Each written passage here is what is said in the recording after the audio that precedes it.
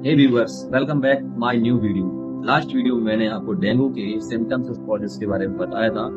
इस वीडियो में मैं आपको डेंगू के डायग्नोसिस के बारे में बताऊंगा।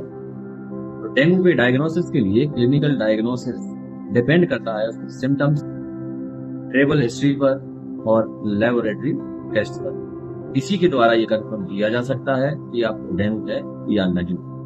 तो इसमें NS1 जिसे एंटीजन टेस्ट कहते हैं, ये डिटेक्ट करता है इस बात को कि आपको डेंगू वायरस का प्रेजेंट है या नहीं, या डेंगू का कोई इन्फेक्शन आपको हुआ है या नहीं। इन्फेक्शन की स्टार्टिंग स्टेज में डेंगू वायरस की प्रेजेंटेशन का पता चलता है कि आपको डेंगू हुआ है या नहीं। नेक्स्ट टेस्ट जो होता है इसका, इसे PCR टेस्ट बोलते हैं। PCR test polymerase chain reaction जिसे कहते हैं। तो ये RNA की आइडेंटिफिकेशन करके इस वायरल की पुष्टि करता है, ये डिटेक्ट करता है कि आपको डेंगू हुआ है या नहीं। तो वायरल RNA की पहचान करता है और जीरोटाइप निर्धारित करने में भी आपकी मदद करता है। तो NS1 और IgG IgM की द्वारा आपको ये बात की पुष्टि होती है कि आपको डेंगू का इन्फेक्शन हुआ है या नहीं। IgM और IgG एंटीबॉडी टेस्ट द्वारा भी पता किया जा सकता है कि इस प्रकार का कोई संक्रमण आपको मौजूद है या नहीं।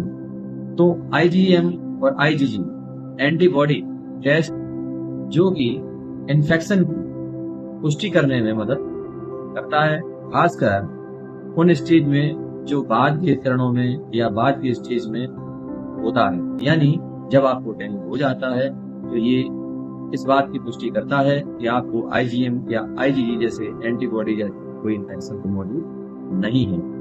ट्रीटमेंट की अगर बात करते हैं तो इसका कोई स्पेशल ट्रीटमेंट नहीं होता है। डेंगू फीवर के लिए सहायक देखभाल और ट्रीटमेंट का ही मुख्य सोर्स होता है, क्योंकि कोई विशिष्ट एंटीवायरल थेरेपी मौजूद नहीं होती है जिसके कारण से ये साबित किया जा सके कि इस तरह की मेडिसिन देने से डेंगू ट्रीटमेंट का उपचार 100% किया जा सकता है।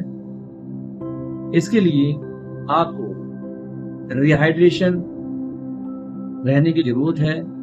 आपके अंदर गंभीर या टिपिकल डेंगू में शॉक को रोकने के लिए रिहाइड्रेशन का भी होना बहुत ही जरूरी माना जाता है, क्योंकि rehydration is critical prevent shock and severe dengue.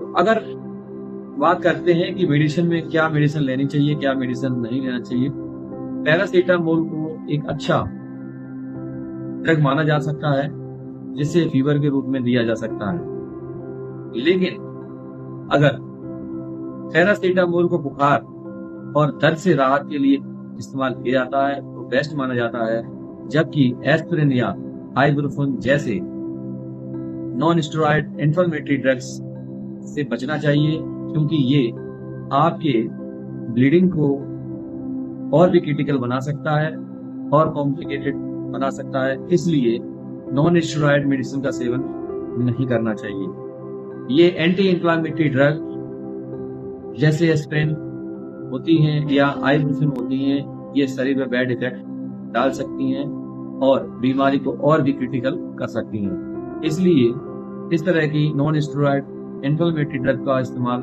नहीं करना चाहिए या फिर इनका सेवन करने से बचना चाहिए। सीवियर डेंगू के रोगियों को शॉक की निगरानी की जरूरत होती है। इसमें IV फ्लूइड का मैनेजमेंट करने और कॉम्प्लिकेशन का मैनेजमेंट करने के लिए हॉस्पिटल में एडमिट होने की जरूरत होती है। ऐसी कंडीशन में, शॉक जैसी कंडीशन में पेशेंट को हॉस्पिटलाइज करने की जरूरत होती है और इसे अस्पताल में एडमिट करवाना चाहिए। तो अगर आपको हमारी द्वारा बताई गई ये जानकारी बेस्ट लगती है या नॉलेजेबल लगती है तो हमारे चैनल को लाइक शेयर सब्सक्राइब जरूर करें, जिससे हमारी आने वाली वीडियो आपको टाइम समय मिलती रहे। अगर इसकी प्रिवेंशन की बात करते हैं, इससे बचाया कैसे जा सकता है, तो मच्छर कंट्रोलिंग के लिए सबसे ज्यादा जरूरी है कि जिससे मच्छर ना उपर सकें और आप सुरक्षित रह सकें। ऐसी स्थिति में मच्छरों को दूर भगाने वाले कुछ इंतजाम करना चाहिए, जिससे मच्छर जो आपको बाइट करते हैं उससे कंट्रोल किया जा सके। तो mosquito control remains the most effective preventive measures होते हैं, इनके लिए जरूरी है वैक्सीनेशन।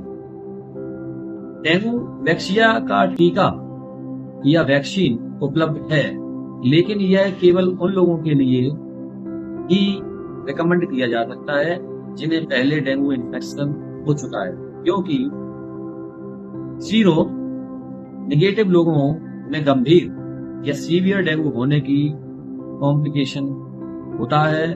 तो ऐसी कंडीशन में वैक्सीनेशन किया जा सकता है।